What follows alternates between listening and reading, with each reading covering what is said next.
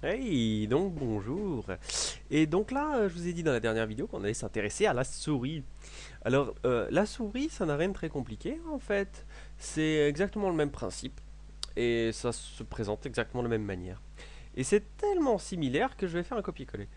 Donc en fait, bien évidemment, il faudra mettre les événements de la souris à ce niveau-là, c'est-à-dire au même niveau que le SDL key down, c'est-à-dire qu'au même niveau du clavier tout simplement, évidemment.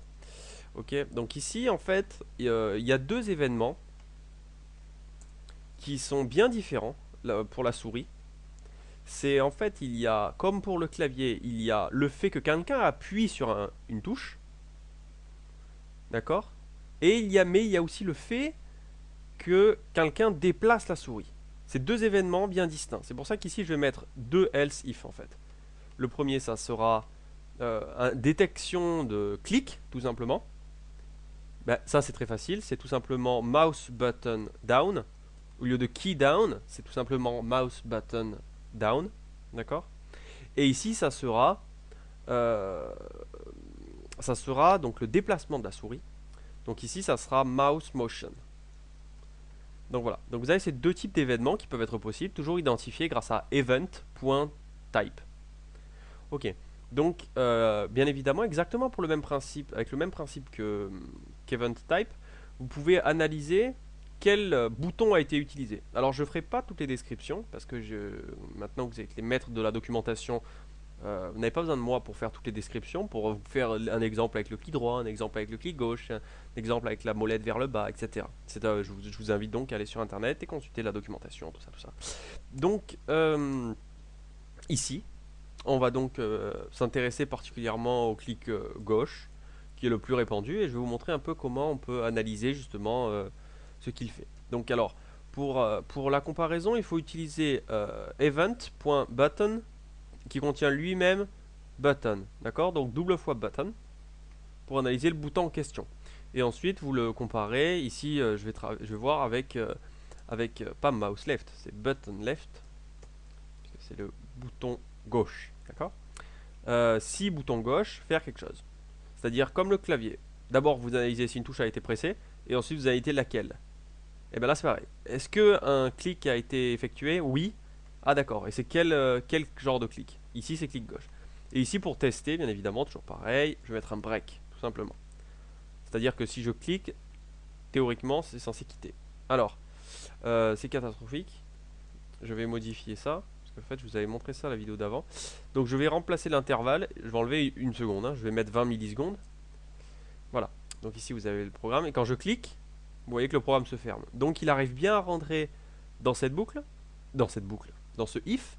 Et il arrive bien à rentrer dans ce if. Et il arrive bien au break. Donc, ça veut dire que ça fonctionne. Bien évidemment, on pourrait tester un break ici aussi. Pourquoi pas.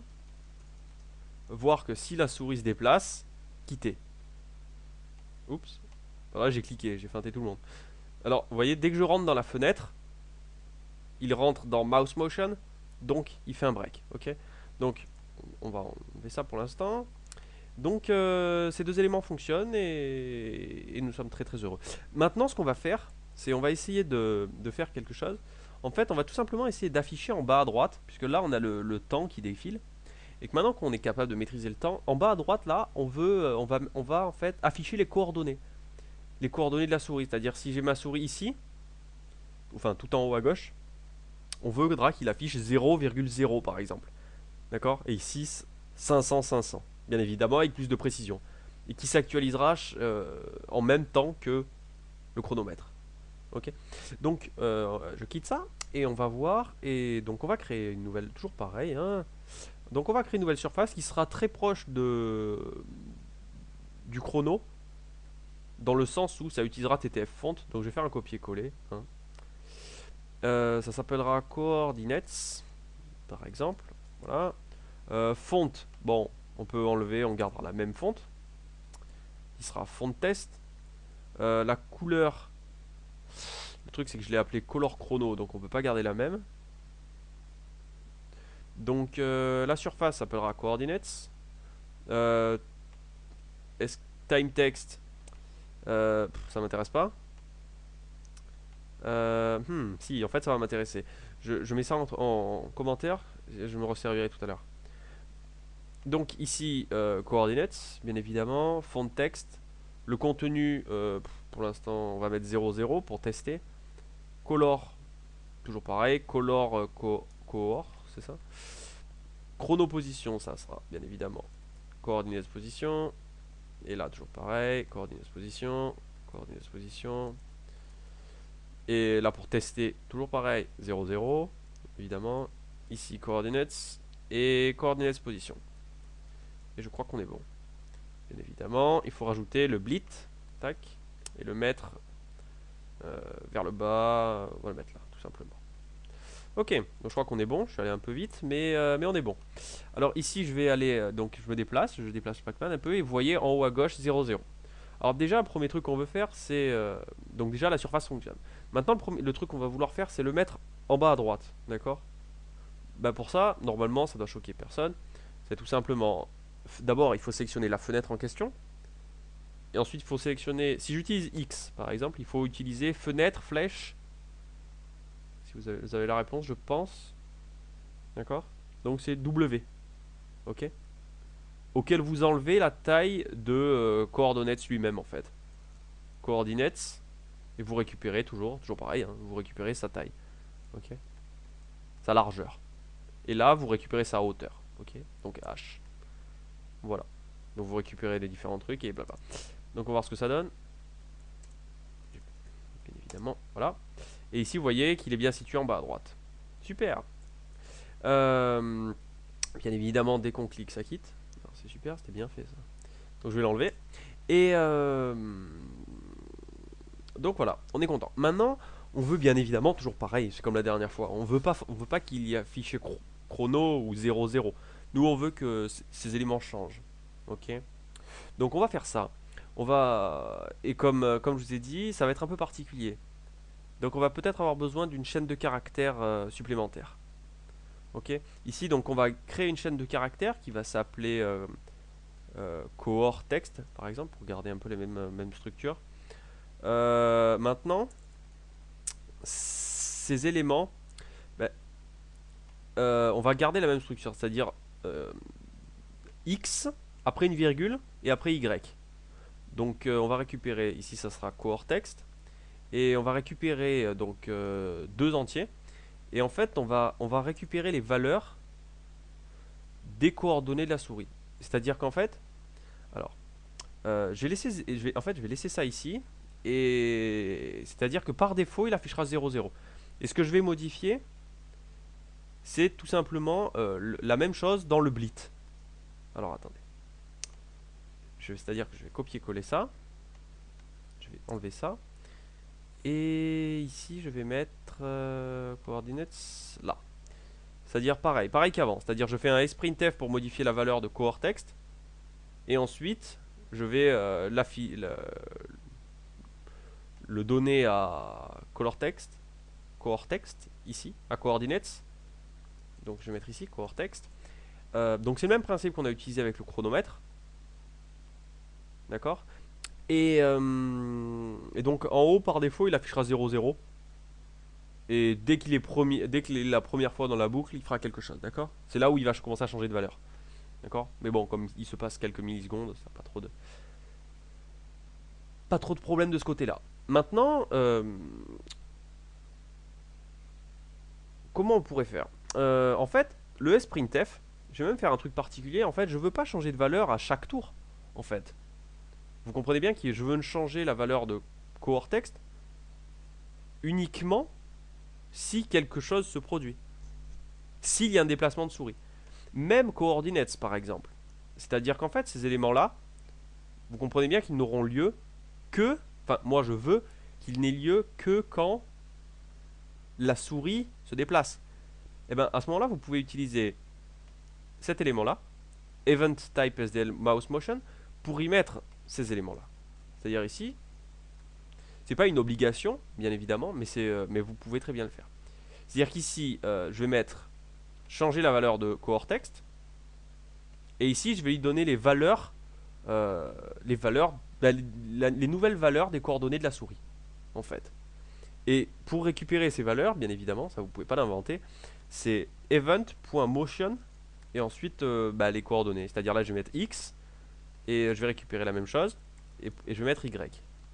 Vous comprenez bien? Donc le pourcentage d là sera référence à event motion, ok, x, event motion x, et celui-là event motion y, ok.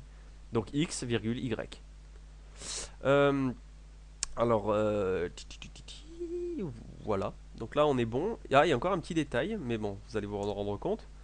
Ici, vous avez donc 0, 0. Lorsque je vais aller sur la surface de la souris, ici, vous voyez 344, 275. Alors, en fait, le problème, c'est que la position n'est pas actualisée. Et vous voyez que, en fait, si vous faites 0, 0, en termes d'espace, de fenêtre, la longueur de la fenêtre, de la surface, si vous voulez, euh, dans cet exemple, nous, ça reste la même, alors qu'en fait, elle se déplace. Vous comprenez bien que si plus le chiffre est grand, plus il prend de l'espace. Ok. Donc en fait, il faut aussi modifier les coordonnées pour récupérer la nouvelle taille de coordinates, qui lui va changer. Si vous voulez, cette valeur, coordinates flèche W, va changer. Et l'autre aussi, bien évidemment. Donc, donc on peut également modifier les coordonnées.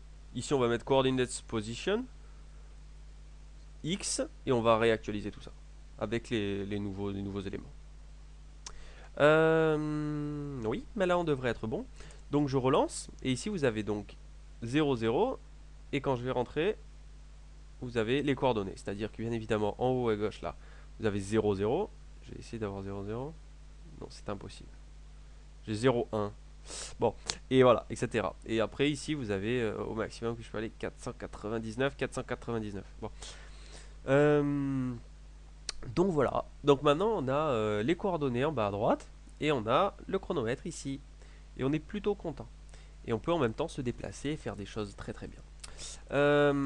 Alors, puisqu'il reste... Ouais, je voulais faire des vidéos de 15 minutes. Donc à la limite, je vais faire des petits trucs que je vais rajouter pour que ce soit un programme un peu plus mignon, un peu plus joli. Donc je vais récupérer ça. Et ici, je vais mettre... bah, toujours pareil. On peut récupérer, on va faire down, up, pour essayer de faire un truc propre si vous voulez. On va récupérer ici, ce sont des coordonnées, YX, donc down ça va augmenter, et up ça va diminuer. Alors on va voir ce que ça va donner. Tac, tac, tac, voilà. Maintenant notre Pac-Man est capable de se déplacer à plusieurs endroits différents. Maintenant par exemple ce qu'on pourrait faire, puisqu'on est dans les bidouillages, tiens, je vais créer plusieurs Pac-Man. Combien il m'en faut? Il m'en faut 1, 2, 3. En fait, je veux qu'il change de sens quand il tourne, tout simplement. C'est-à-dire, enfin, vous allez voir. Donc, je crée un gauche, haut, bas. Donc, il faut que j'en rajoute 3. Donc, ici, je vais appeler Pac-Man down.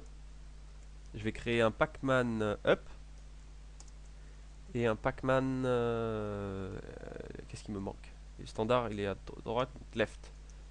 Ok, et donc en fait, je vais vous montrer. Je vais faire ça, ouvrir avec GIMP.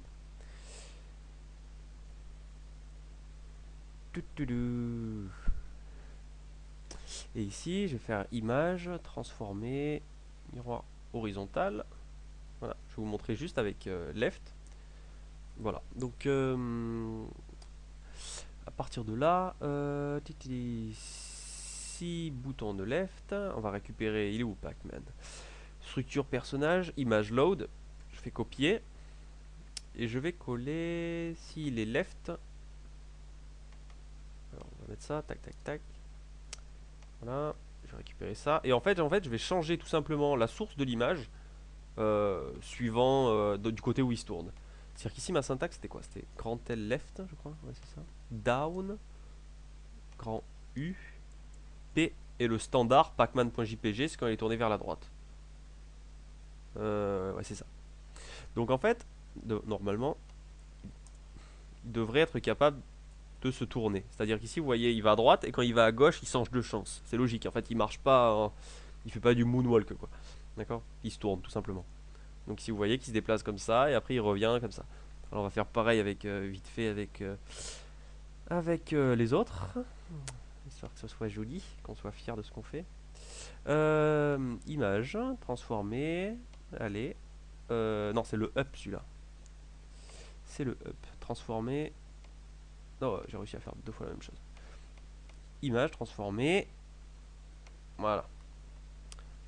Pac-Man up. Et ici, Pac-Man down. Transformer. Voilà. On va relancer ça. Et ici, ouais, on se retrouve avec le Pac-Man qui qui a presque l'air normal. Qu'est-ce qu'on pourrait rajouter bon, ça fait 15 minutes, mais bon, c'est pas grave. Ici, vous voyez qu'il y a des clignotements. Vous voyez? Le problème, c'est que ici, vous comprenez bien qu'en fait, il y a un souci parce que vous voyez que là, en fait, le Pac-Man est parti loin à droite en dehors de l'écran. Ok? Donc, bien évidemment, bon, je pense que ça suffit pour cette vidéo, mais dans la prochaine, juste avant de parler d'autre chose, de plus intéressant, enfin plus intéressant, plus utile, je vais donc vous parler comment enlever ce petit truc moche et comment l'empêcher de quitter l'écran, et puis on créera notre premier fantôme qu'on pourra manger. Donc voilà, j'espère que ça vous a plu, et puis, et ben voilà, hein, à bientôt.